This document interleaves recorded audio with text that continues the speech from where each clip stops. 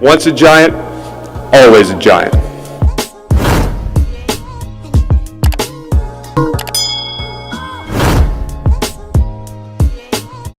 Welcome back, All Things Giants. You know what it is here. Today, you're with your host, Keith.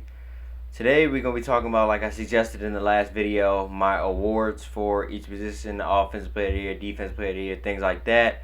We got some surprises. We got some most people can guess.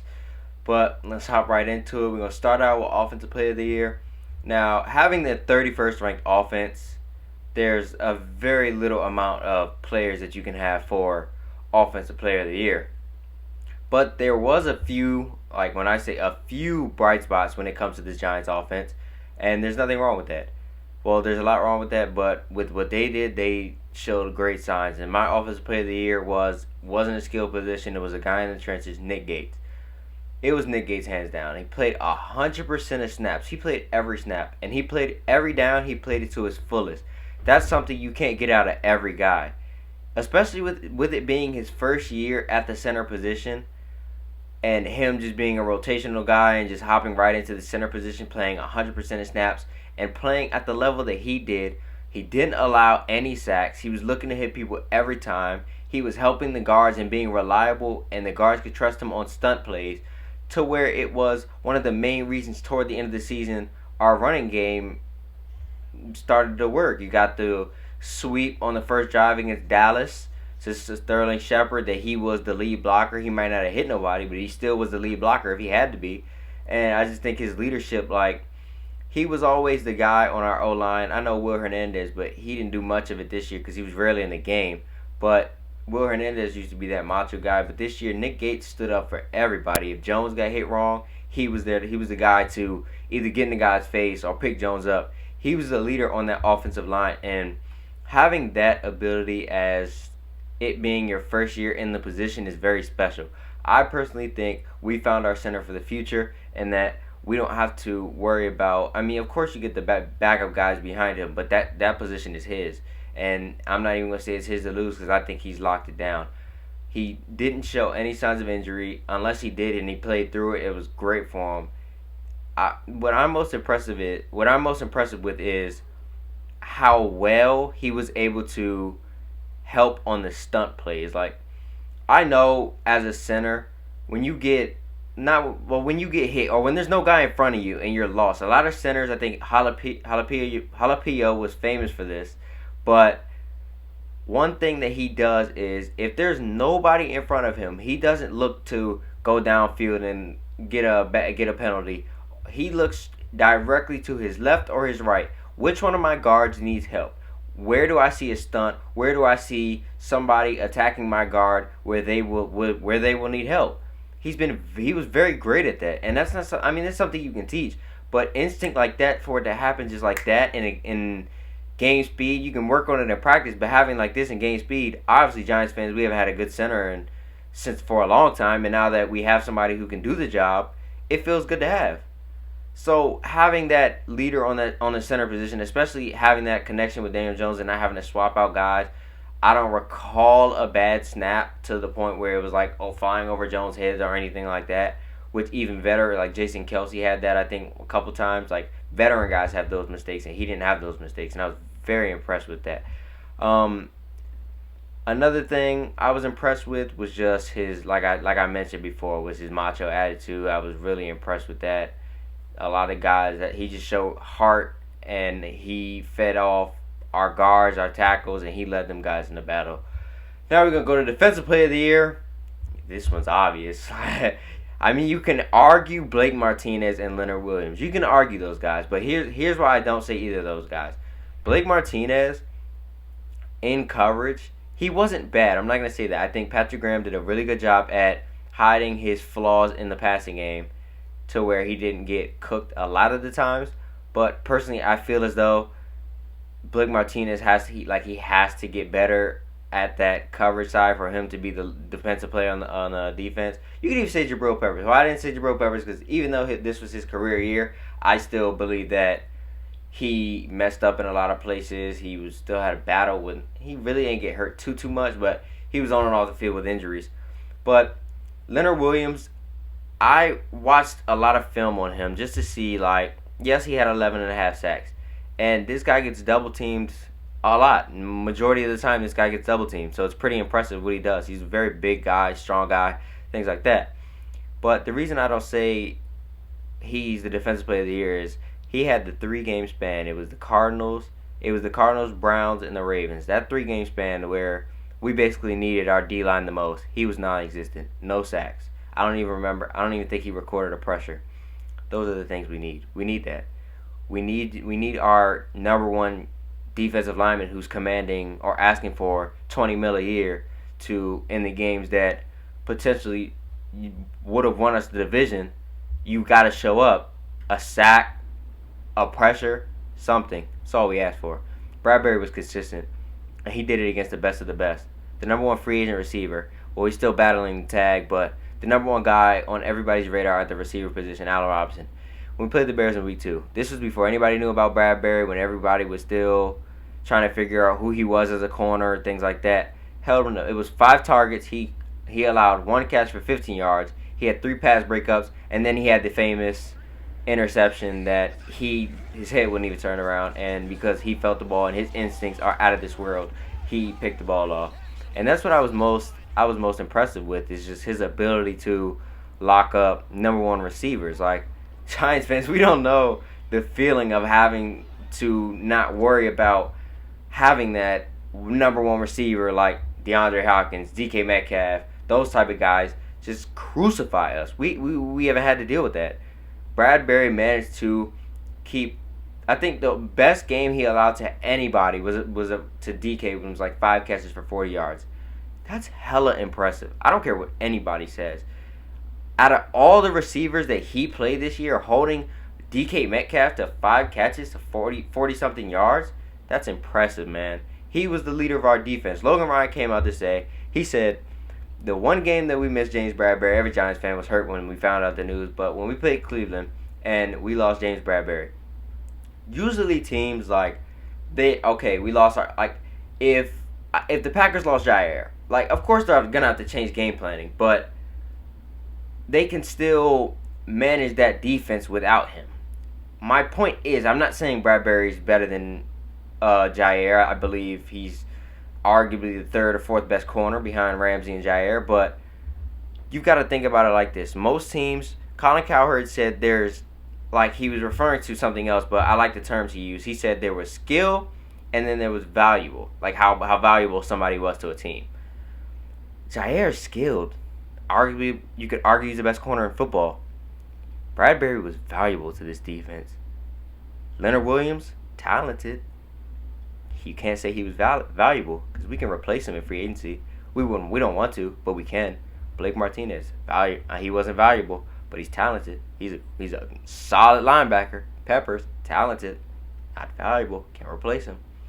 Bradbury, you saw what happened when we played the Browns. He's talented and he's valuable. He's got 2. That being that leader on our defense was crucial to us this year. We needed that. We didn't have that last year, and I'm so happy Gettleman brought this guy in, because he was a sleeper compared to how he was looked at in free agency. But I just think this guy is extremely valuable on our defense. Logan, I didn't say it. My apologies. Logan Ryan said, oh no, I may have, how they had to change their game plan when they went against the Browns. That's valuable. You're that guy. He came back and played great as usual. That's a hard thing to do. Bradbury is the man in town. Giants fans, we got to find a nickname for him. We all love Bradbury. It's not one Giants fan I can find that doesn't like Bradbury. 18 pass deflections, 3 interceptions, 2 forced fumble, one fumble recovery. Dude's a baller, man. We can go to offensive rookie of the year. Now, we didn't draft too much offense. We lean more to defense, but our first pick was Andrew Thomas, and Lord, did he get crucified in that Arizona game. And everybody was like, oh, he's a bust. Yes, we all would have liked to have Tristan Wirfs. Now, looking back at it, we would have taken him. But it is what it is. You got to go about your day, and it's nothing you can change. We love Andrew Thomas, or I love Andrew Thomas. I personally feel as though, the dude got surgery within a week after the Dallas game in offseason. I'm like, So you're telling me this, and he was like he had played through that for multiple weeks. So this guy played his best football when he was hurt. Yes, it doesn't make sense, but that shows heart and character. He got taken out the Washington game because he was late to a meeting. Didn't hear about him being late to another meeting. The guy improved. He worked on his worked on his game. He locked down Chase Young. Yeah, I'm gonna say it. He locked down Chase Young, made him look non-existent. Chase Young plays came off of when he either lined up on the other side or when the play shut down and he was chasing after Jones. Andrew Thomas shut him down. I personally, on draft night, Lord, Giants fans, we are tired of draft night being disappointed, but Andrew Thomas played somewhat decent. First half, I'm gonna grade his first half and then his second half. First half, C minus D plus. Like it didn't like, and I'm pushing more to the Arizona game, but I'm gonna leave that to the second half. But he was shaky. He was okay, but he did get beat a lot. Second half, I'm gonna give him a B minus B because yes, Arizona 5 sacks. We know he played on a bum foot, and he played his best football. I think he held like 8 or no, it was like 3 or 4 sacks that he allowed later on, like after week 8 or something like that. And that's what you want to see out of guys like Giants fans. I know we want to see wins. We want to get in the playoffs. We want to win Super Bowls. But yes, we've been in a rebuild stage, but some of these things you got to look at these guys like all you want to see is progression. Yes, we want to win and things like that, but we just got to see us progress. We got to get back and trusting that we can win games. Andrew Thomas, all we needed to see was that he can progress. From week 1 to week 17, he progressed his behind off and played great toward the end. I applaud him, man. And fighting through a foot injury like that, it's not easy. I know a lot of people don't understand how hard it is to play through injuries like that, but I applaud him. Now we're gonna go to our defensive rookie of the year. My defensive rookie of the year came in the 4th round. I actually on draft night, like I didn't know who this guy was. I didn't do too much into him pre-draft, but after draft, man, did I fall in love with this guy. And he was restricted to slot corner, but if he can bulk up a little bit, I believe he can become the cornerback too if we don't end up drafting one. It's that man right there. Darnay Holmes. That guy played his behind off. PFF recorded that he had the most targets, 52, just to be exact, without a touchdown allowed by all rookie defensive backs. That's impressive. Impressive as hell. That, like, especially coming in the 4th round, that's beautiful. That's a great draft pick right there. And yes, you can argue Tay Crowder and Xavier McKinney, but Xavier McKinney missed most of the year, and Tay Crowder, people don't like to accept it, but the dude did mess up. The highlight of it, I think he did help Blake Martinez a lot, and I award him for the return touchdown against the football team. I still think Darnay Holmes, when he wasn't hurt, because he did battle injuries, but he was, like, you could tell the difference, and it's crazy. And this, I'm going to take a little sidestep here just to applaud Patrick Graham, because I think it was at one point in time, our defense had at least, I think, like 7 or 8 of the guys were either 4th round or higher guys that were on the field. And our defense was playing great. Like, you've got these lower end guys playing to the best of their ability. That's impressive from him. Darnay Holmes, 5 pass deflections, 1 interceptions, 1 forced fumble.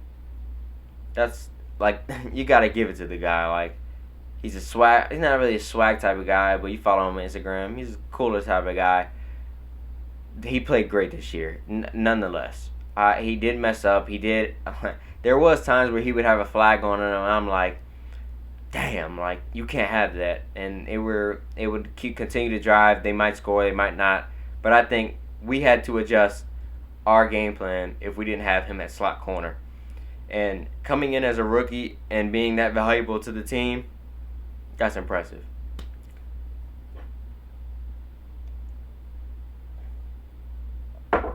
Most improved player, Jabril Peppers. Now, I mentioned it earlier. when I was talking about the defensive player of the year. But Jabril Peppers is coming from the Odell trade, same as Dexter Lawrence. Jabril Peppers had 11 pass deflections, 2.5 sacks, and 91 tackles, total tackles. The thing about this guy is, one, I don't like him at kick return or punt return. Or, yeah, punt return. He doesn't do kick return. Deion Lewis does. But I don't like him at punt return. One, because when you have punt return, yes, I'm not saying he can't, but you can tell. Watching a game, there's guys who catch the punt return and every time are looking to take it to the house. And then there's the guys who catch the punt and are looking to take it 5-10 yards at best and get it out of bounds so their offense can come on the field. I'm not taking it away from him. I just think he's more valuable to the defense at the safety position than just returning punts and risking injury, which he's had a history of. So we have to be careful of that, and we can't put him in harm's way by making him return punts. We have to find out, like, there has to be a guy on the roster who you're like, your only job is to return punts. Your only job is to return kicks. Same thing with Deion Lewis. I despised him. I was wishing 99% of the times that kickers would kick it out the back of the end zone because he did not look like he would want to return it. He had the one kick return against Tampa Bay. I think it was at the beginning of half. And then that was the best kick return he had all year. And even that, he was sluggish. He was slow. Now, I know he's not the fastest of guys, but, like, he was slow. Back to Jabril Peppers. I love this guy's attitude. Like, he's doing backflips when we're taking knees. He's just a party type of guy. He's always hyper. I think he's one of the leaders on that defense because of that. Not really because of, you can say he's a leader because of how he goes about things, but I just think his attitude toward things, his go-get-it type of mentality is the reason why he's the leader of that defense. Or not the leader of, but one of them. I think the four of them are Leo, Bradbury, Blake, and him. Dalvin Tomlinson you could sprinkle in there, but he's more of a quiet kind of guy. But, yeah, Jabril Peppers, when he wasn't hurt, when healthy, was very impressive. He had a career year. Like I said, 11 pass deflections, 2.5 sacks. I think a lot of the times he didn't get the sacks, but he was in the QB's face. So that's all you really need when you got a guy like him. Like, he's more of a lower end Jamal Adams. Like, I think he can cover better than Jamal Adams, but the blitzing ability, we all know Jamal Adams is the best at that. But I think he can do that. I think that's one thing him and Xavier McKinney have alike that we need to use is both of their abilities to get to the quarterback. Now, we're going to switch over to most underwhelming player. And the reason, like, you can tell my energy was just drained. And I was like, you hate talking about it because it's like, you never want to bash. Like, I mean, I know a lot of Giants fans don't have a problem with it, but you never want to bash a guy on your team. You want to love all 53 people on the roster. Sometimes it's harder to do than a lot of other times. I'm pretty sure every Giants fan watching this knows where I'm going. Evan Ingram led the league in drops, accounted for 6 turnovers. He wasn't himself. Now, I am very big on mental health. Hayden Hurst, I applaud him for what he's done and his foundation. I applaud him for that. His depression and accounting, going for Dak against that, and the confrontation they had after the game. But a lot of guys go through depression, and I think it didn't really kick in until once he did drop that ball against the Eagles. Like, I know before that, Josh was like, "Oh, you suck!" Yeah, we were on his back. We were mad. We were frustrated. But in reality, you didn't want to trade him. If you say you did, you're lying to yourself. Because he was somewhat of a valuable tight end. I mean, the dude made a Pro Bowl. Nobody agrees with it, but Pro Bowl voting was 1/3 fans, 1/3 coaches, 1/3 players. So obviously, us fans don't know something that the players and the coaches look at this guy like, okay, he's solid. He even said, he was like, yeah, like, my mental wasn't in the right place. That's one of the reasons why I'm not myself. And I'm okay with that. Like, he had his first full year and he made the Pro Bowl. Whether you agree or not, on his resume it said he made the Pro Bowl. You saw his face. He was excited when he got the call. He made the Pro Bowl. The guy, it was his first full season healthy. I don't even think he expected that. So next year, you bring in some other guys. Dream offense: Corey Davis, Curtis Samuel, Sterling, Darius Slayton, Saquon, Evan Ingram. Draft Kyle Pitts. That offense is loaded with talent, and it leads on Daniel Jones. I think Saquon Barkley went down, and the major, like, you got to look at it. Saquon was a focal point of that offense, and he went down in week 2. So who's up next? Who's the next guy? I mean, yeah, of course the quarterback, but besides the quarterback, who's the next guy you look to? Okay, I don't have a number 1 receiver. Sterling Shepard's inconsistent throughout the year with injuries. His play was very consistent. But Evan Ingram, he was the next guy you look to. So we look to him. Although he was there and healthy, he just didn't produce. I don't think he's the guy. He's not a George Kittle. He can't be the number 1 guy on the offense and carry them guys. He's not that type of guy. He's not a Kelsey. But he is a guy who I believe if we have weapons other than him, his game can excel. You just got to give. I get it. I doubt we trade him. If we do, I won't be mad because it's not like we're losing anything, but we'll be gaining draft capital. But I'll give him another year. We picked up his 5th-year extension, so this is his last year before we have to pay him. Hey, Evan Ingram, you got 1 more year. Show us what you got. I missed taking the drag to I think it was a 20-yard pass against the Bucks last year. I didn't see that this year. I need to see it again.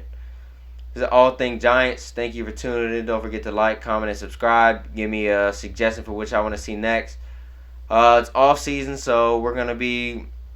I think I'm gonna do some player profiles. I really, really, really want to watch film on Corey Davis. I'm gonna start on free agency. Free agency starts March 17th, so I really want to get to some free agency guys, Corey Davis, Curtis Samuel.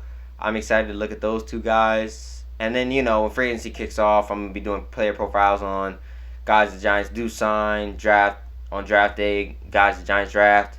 And then next season, man, it's been All Things Giants.